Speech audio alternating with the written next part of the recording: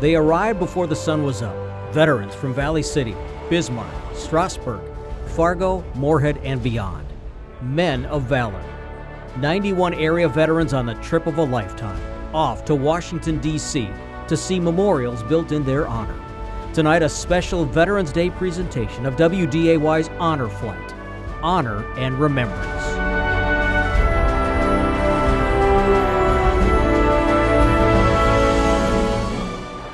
More than 800 of our area veterans have made the memorable trip to Washington since the WDAY Honor Flights began back in 2007.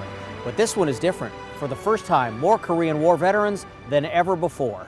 That's why so many daughters and sons are accompanying their fathers here to Washington. The memorials, the monuments. Some come here to remember, others to heal.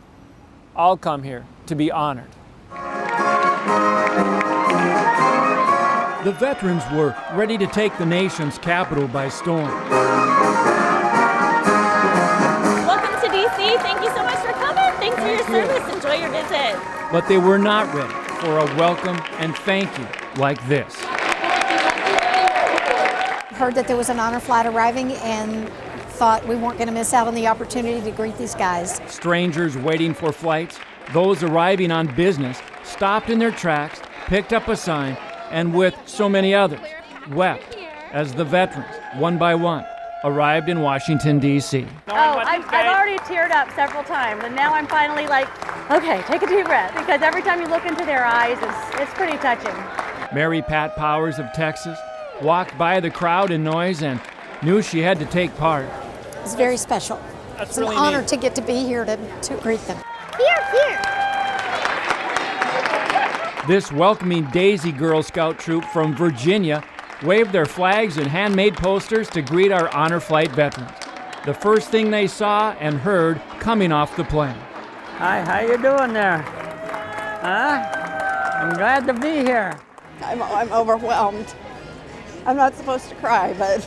And Kylie Hensley stood waiting proudly for her veteran, her father from Carrington, North Dakota. There he is. Oh, there he is? He's coming off right now. I gotta get a picture. Bringing her daughter with to welcome the World War II hero, Grandpa Roland Peterson. Oh, I love you, dearly. Oh. This is why they came, to be remembered and honored. Oh, Leon Kopp calls the North Dakota Veterans Home in Lisbon his family now. Of course, I didn't have a father, it's just my mother and my brothers and sisters. And I said, well, there's no jobs, and my mother had a hard time, with all those kids, so that made I wanted to go in the service. The 88-year-old veteran of World War II lied about his age to get into the service. And there was a guy here, a retired Army guy, he knew a guy in Portland, Oregon. He said, he can get you in the Navy. He was tired of milking cows for $2 a week, so the handsome North Dakota boy went into the Navy. South Pacific, tough battles. Iwo Jima. February 19th, the assault waves hit simultaneously on the dot. From now on, it's up to the Marines. That was the most bloodiest place I've ever seen in my life. Hundreds of bomb-proof pillboxes overlook the invasion beach. There is no choice but to storm them one by one. That one, I don't know how. There was 48 of us in my unit went on there, and I think there was only 4 of us came off. That was death row. That was the worst thing. I'd never ever want to go through that again. I can, to this day, I can hear it. You just stand there, and he was on there 15 minutes, and one of my best buddies, a machine he got and just cut him right in half. I never got as much, not a scratch, and standing right next to it, So I guess the man upstairs was looking after it. And that is why, on this honor flight, oh, this is what I want to see. The statue that symbolizes so much for veterans like Leon Kopp. Can't believe it. Thank you. Isn't that great? You made it? It is, right? Yeah. I never thought I'd ever see it. Here it is, the monument. 30 days of hell. Yeah, this is something. This is worth the whole trip right here. Today, up close, in his heart, memories of those he lost at Iwo Jima. A lot of buddies that were there. Not here. Yeah. God. And for Leon, a trip he knows he will never make again. Yeah, because I never thought I'd ever see it. And why this stop meant so much to him. Yeah, and I had some very good friends that are still there.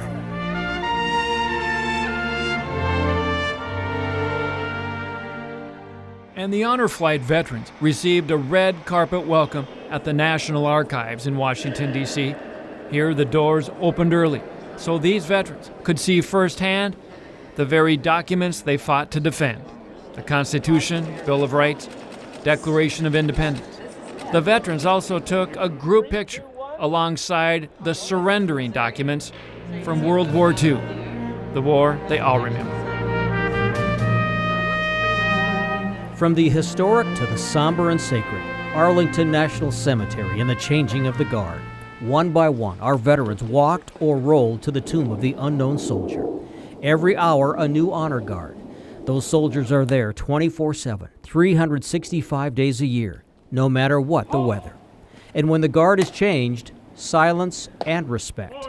And every one of our veterans there, no matter their health, stood at attention. Ready?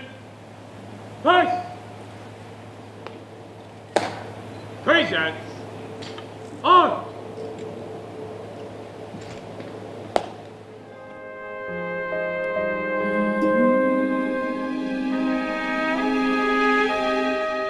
Still to come tonight, most on this honor flight are either World War II or Korean War veterans. But one Moorhead man served in not one, not two, but 3 conflicts. Plus, meet a Korean War vet from Fertile, Minnesota, who comes to Washington, D.C. to remember friends lost in the war. Milt Arneson is a rare man, a veteran of 3 wars, World War II, Korea, and Vietnam, a decorated soldier in all 3. From a victory medal in World War II to the plane he flew in the Korean War, Milt's apartment is loaded with memories. See, we had doors that opened in the front so you could drive equipment in, and then we had an elevator in the back so we could lift things up or unload them through the back end. He spent 27 years in the Air Force, flying 225 combat missions in Korea and Vietnam. Milt lost a lot of friends in both the Korean and Vietnam wars, fighter pilots. So many good men, oh my, so many good men over there.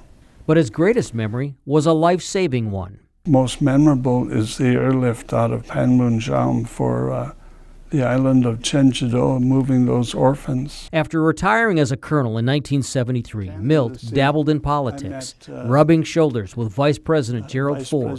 He even met the Shah of Iran. But his mission this fall came from his church. Presented with a quilt of valor, Milt proudly took that quilt to every war memorial in D.C. There are names here that I remember. No kidding. Remember the names because they were involved in a lot of the air warfare over Vietnam. His daughter says memories have been pouring out of her father, like many of the veterans on this trip. Milt says the memories are both good and bad. But serving, he says, gave him true discipline and an appreciation for life. A rare life for Milt Arneson that's been well lived. Pretty peaceful out here in the evenings. There's no place Tom Cronschnabel would rather be on a cool fall day. Yeah, you can't beat woodworking. The retired home builder from Fertile, Minnesota, in his wood shop, carving away. As this Korean War vet prepared to leave for honor flight, thoughts turned to those days as a rifleman with Company G. A lot of frostbite, a lot of kids lost their fingers and toes, and yeah, it was cold. Tom, wounded twice. After you were stitched up and felt better, they sent you back? Right back to the same place, yeah. Heartbreak Ridge. Tough days in Korea. We took quite a few hills. Yeah, it was no fun place. Yeah, do you think of those days over there much, once in a while? Oof, just about every day. Yeah, there's a lot of bad memories. And so, here in Washington, from Arlington Cemetery and the Tomb of the Unknowns, Right shoulder, arms.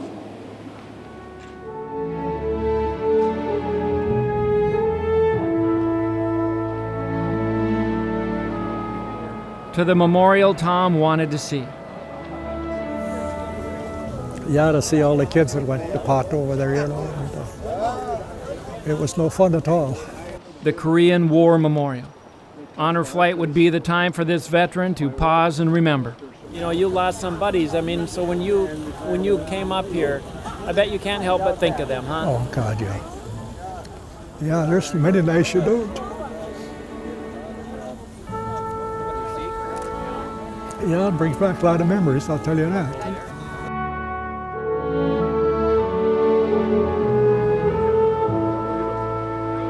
And walking with all these other veterans was a man all too familiar with war. Well, there's some armor over here, Eric.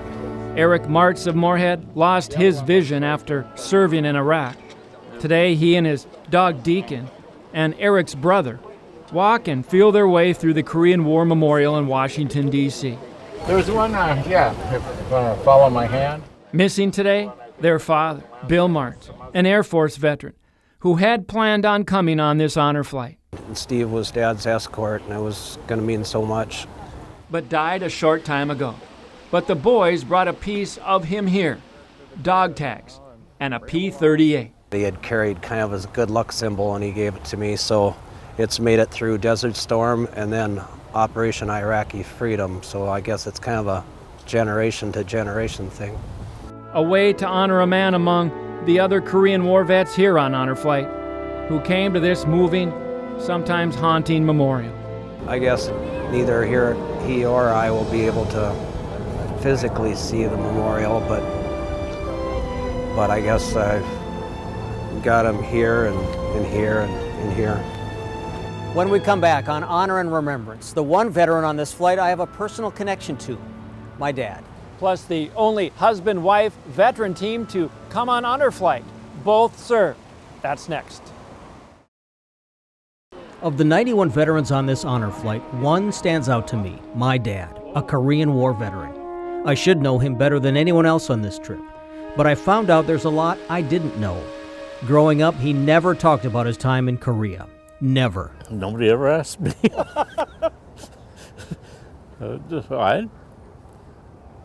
I did my time over there. Signing up for Honor Flight changed everything.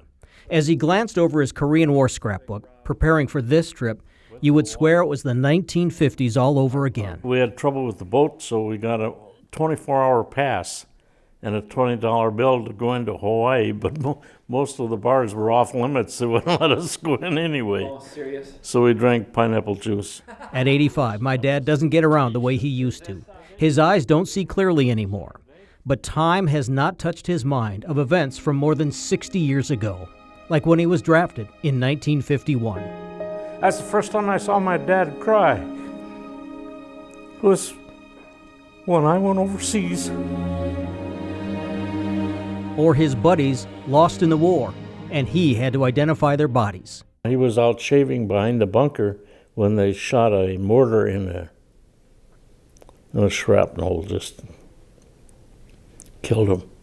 While my brothers and sister didn't hear about war, we felt the military presence. He preached getting up early, that paying your taxes was a privilege, and to put your hand over your heart during the national anthem. Privilege to serve. All our young people should have maybe a year's service, not necessarily Army service, but service. And everyone should have an experience like Honor Flight. Things on the bucket list, checked off. Finding a second cousin's name on the Vietnam Wall. Seeing a memorial built in this Korean War vet's honor. And for being treated like men of valor by complete strangers. Thank you for serving. Thank you. I gotta take this cap and jacket off. I'm starting to feel embarrassed. As a father and two of his sons talked in the shadows of war memorials, hopefully there is a little healing from this war, a bonding of mock boys, and a realization we now know a little bit more about our father and his service to country. No matter where these veterans went on this trip, they were treated with respect and honor. When the veterans gathered, so did crowds, sometimes big crowds. At their final gathering as a group, these men of valor, who arrived strangers, posed for a group picture. We got to get them between two people. Like long-lost teammates, together for a reunion. There's a gentleman, second row, farthest over. I can't see him at all. And while photographers primped and posed the veterans, I think we're pretty darn close. People from D.C., tourists, and anyone walking by stopped. Eyes peeled, cameras aimed. Sometimes applause rang out. These strangers were in awe of these men who served their country. Everybody looking right here at me. Good, here we go, gentlemen. Great job, guys, great job. When John and Delilah Wagner arrived in Washington, D.C. as part of the Honor Flight crew, they made a little history. The only husband and wife veteran team on this flight. Delilah, now 83, was an Army Reserve nurse. Her husband John flew in the back of a torpedo bomber during World War II. As John took in the World War II memorial, Delilah found something she'd only read about, the memorial to military nurses. It's really something. What's that? That's very touching. A tribute to those nurses who played such a life-saving role during the war then and now. This is awesome, and I think this should be told to more so that everyone sees it. Does it make you proud to be a nurse? Yes, very, very much so. What regiment were you in? You were in the 94th. I was in D Company with 3rd Army. Albert Bowder was already having the thrill of a lifetime when at the World War II memorial, he meets a fellow soldier from the 94th Infantry, Thomas McRae, there on another honor flight from Indiana.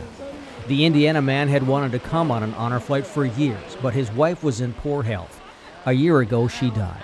Today, escorted by his grandson, who called the chance meeting a great way to start the trip.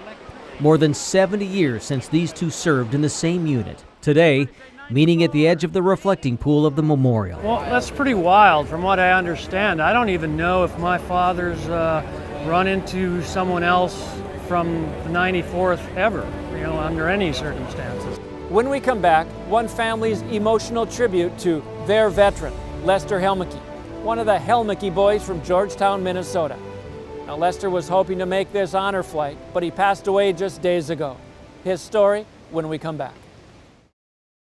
The story of the Helmicke brothers started on a family farm near Georgetown, Minnesota, where 7 of the Helmicke boys would go on to serve our country honorably. One of these farm ladies, she told my mother, she says, this was when the Second World War was still going on. And she said, it must be terrible for you with all your boys scattered all over. Well, my mother said, it is, she says, but it's their duty to their country. That's all she said, and that was enough, I guess. And I never forgot that. We met with Lester and Lauren Helmicke shortly before the honor flight. Lester served in Korea, Lauren, World War II, one of the first to rescue Jews from the deadly concentration camps, even taking his own photos. But I said, that's something that you'll never forget the time I walked in there and saw that. I guess I was flabbergasted. I didn't think that people could ever be treated that way. Did this kind of stick with you for a while, too, after what you'd seen? I think it's never left. So. But just days before our honor flight trip, Lester passed away. His proud grandson and escort, Zach, heartbroken, stayed back. So did brother Lauren.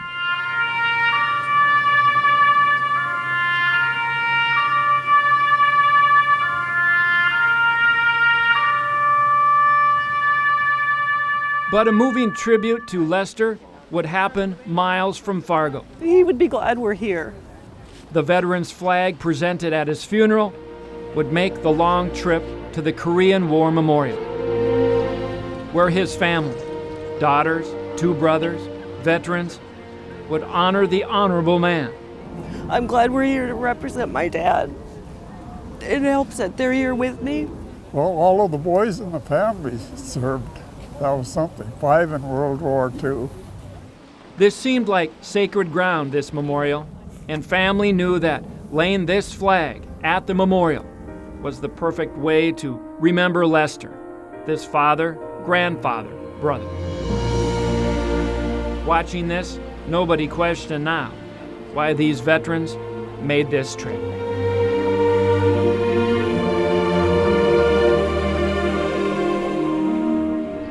The veterans arrived back in Fargo just hours after they left, but it would be a welcome home no one here would ever forget.